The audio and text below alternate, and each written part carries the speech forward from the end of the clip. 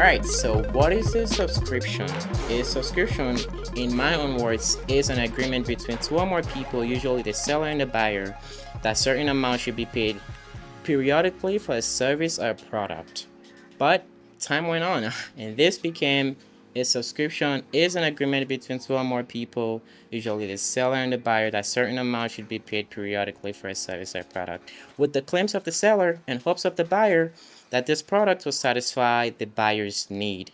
But time is just. What is a subscription these days? A subscription is a 70-30% agreement between companies and customers, respectively, with hidden laws behind closed doors. And as customers are kept in the dark, it is also a competitive agreement between companies to fight for your attention while not giving you any choice but instead preferences.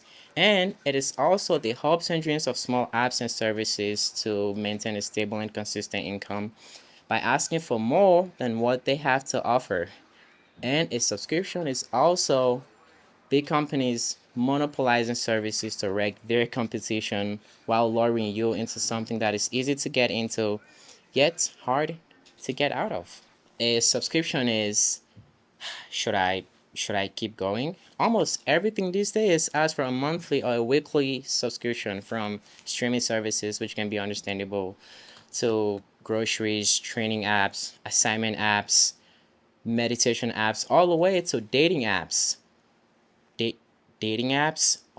What is wrong with us, people? The main theme is, why does it have to be that way? Why does almost everything have to be subscription based? Let's take cloud storage for example. It costs money to maintain servers, to provide high search speed, and to maintain a copy of a data as closely as possible to the original. Does that make sense? Because a file loses some of its data when moving from one device to the other. Now that's reasonable if this is a one-time payment that you just have to pay for and not have to worry about a monthly subscription. You as a user would be benefiting from your one-time investment, while this company would suffer, because then they would have to use profits to maintain servers, pay employees, and some other expenses. So yeah, these kind of subs absolutely make sense, especially for teams that have members in different places, because they have to be sharing files and communicating with themselves constantly during work hours. These kind of subs add benefits to your work and make it faster.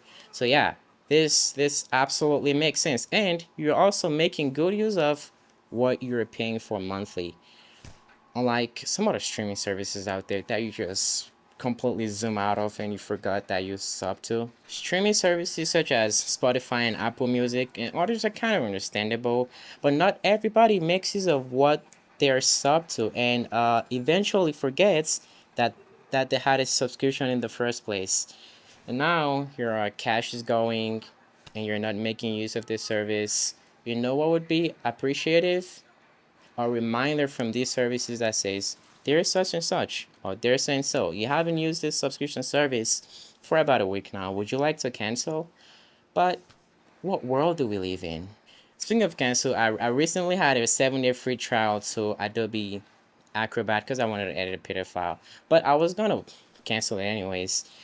Believe it or not, this thing is $30 a month, billing monthly, $20 a month, billing yearly, $30 a month. Why? Again, ask why. To subscribe, it takes just few clicks. To cancel almost seems like a puzzle. And you're also offered a discount when you want to cancel. Why not just tell me upfront? Why? Just why? We're humans, we forget things. You might have a free trial to something and are like, I'll just cancel this tomorrow. Tomorrow comes and you've long forgotten.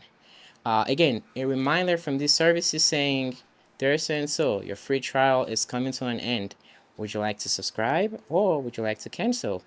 Would be much appreciated. But again, what world do we live in? I mean, what's next? A hardware subscription? Imagine paying $20 for $90 mouse.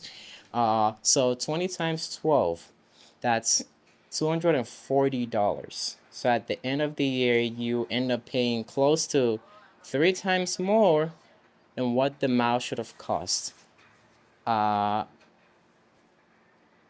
Anyway, so what is the state of subscription services is this? It is companies providing you with features no one asks for, features you don't need, hyping their products to lure you in, providing less benefits to you while asking more from you, and hiding regulations in 100 or 300 pages documents just to say, oh, this is in our policy. You just didn't read it.